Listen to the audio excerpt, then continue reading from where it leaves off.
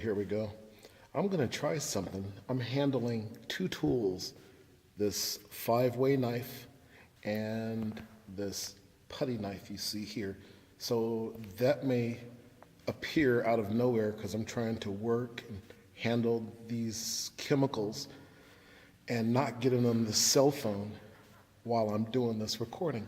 So I showed you earlier, look at that finish.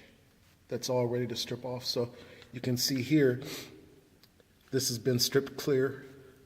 Move this brush out the way. I stripped that already. You can see the difference. The finish is still inside here. I've done the edge here, and I stopped over here. And I've done this border, this edge down here in this reveal, all the way, and I stopped over there. I've also done this side. You can see the difference. Well, I'm going to attempt to do another side here, not very much, but enough so you can see what it is that I'm peeling off. So I'm going to put this tool down. Oops. And I'm going to use this other one. See if I can get a good angle. Well, I'll do this. It's much safer. I'll go right here and just scoop that right up across that edge there, pick up that piece there, and scoop that up and get that over here to where it can be disposed of in a safe manner.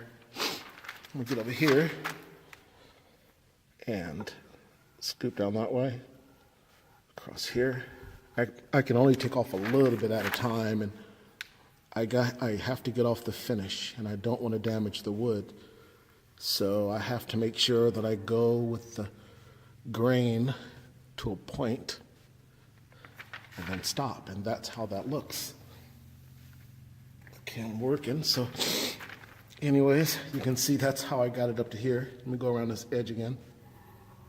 Be patient with me. Oops. Up to here. Then I'm going to come down here and go right up. Go right up. Oh, terrible grammar. Go this direction. Safely scoop up all that waste. You don't want to get none of this stuff on you at all. If you do, you probably have about a minute before 45 seconds before you'll feel it burn. Then once it starts stinging, even though you get it cool and you get the material off, the burn is still happening to the skin, so you'll have an irritation for 10 hours. And that's how that looks. And now I'm going to put some more stripper on it because I want it to stay wet while, let me do this, while I'm stripping everything else. So everything must stay equally wet.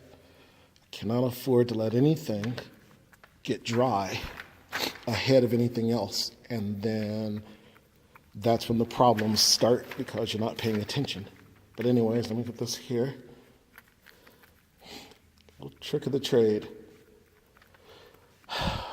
Yeah, this is something I've been doing for years. A trade. I remember telling myself when I was a kid, one of these days I may have to fall back on this, and here it is. Sure enough. I started doing this when I was 13 years old. And that's it. Oh, look at this. I missed that area here. See, that's what you get for talking. I'll strip that off. Hopefully I don't have any damage on myself. There we go. Strip off this guy. And off this guy. And that part is done.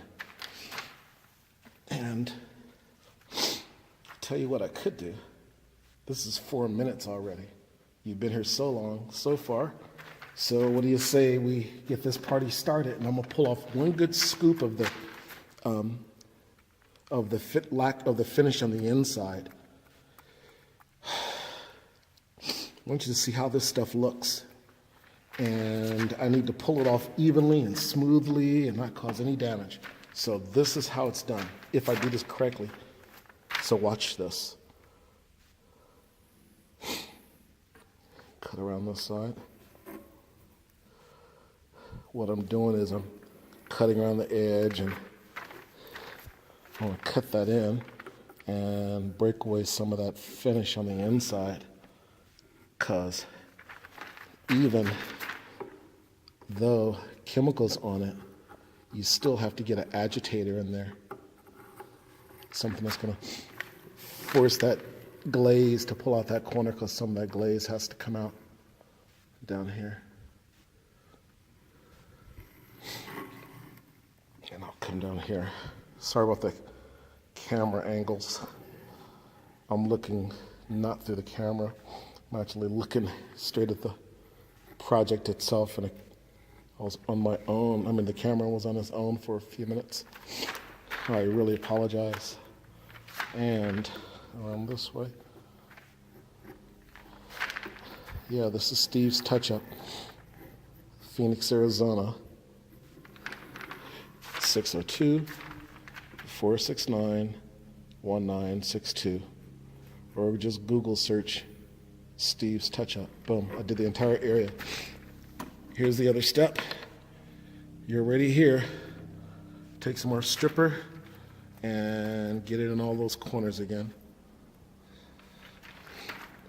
I mean, this simple task will save you another task later.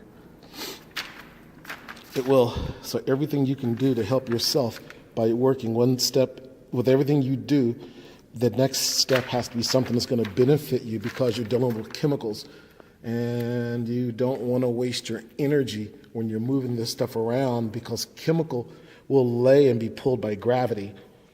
And if you keep it in the air too long or whatever, the wrong angle, if it's tilted wrong, it will drip chemical.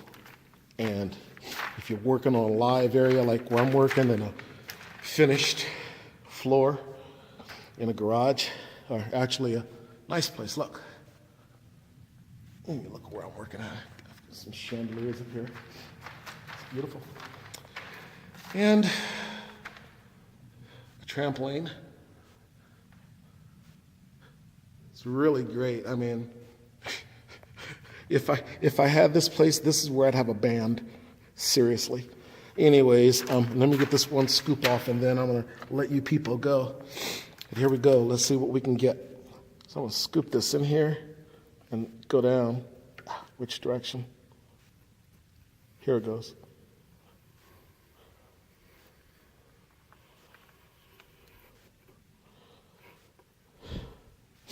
And that's what that looks like.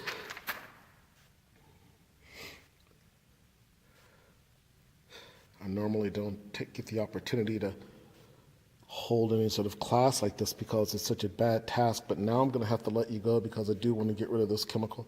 Like I said, gravity just let it go, and there it went right on down. So if I scoop out this side here in my next pass, and then down to here, clean that guy up, I'll just put that waste right there, and then down this side, I gotta go up. As soon as you feel it snag, you should always go the opposite direction. Never try to force it. That means something's gonna pill up. So always let in this case, this is where the customer's always right.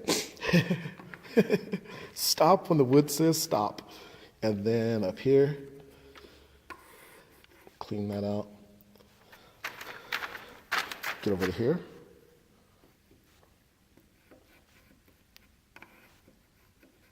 And then down again.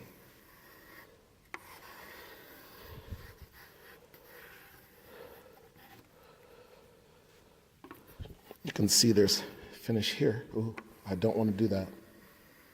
I don't want to make those strike marks. Shows where a blade landed or a tool or something. So, oops, like that. But you can see I still have finish here. And I got finish here, but that's okay though, because I'm not going to worry about it right now. I'm going to put on more stripper, and then I'm going to get the rest of this table cradle base to look the same. And this is the next step. I have to put more chemical on it and let the chemical do its job. I'm Steve of Steve's Touch-Up. I really appreciate you taking this 10 minutes and 30 seconds out of your life to at least spend the time with me, and I'll go ahead and move myself in front of the camera. Look where I work at. Only in Arizona. Thank God.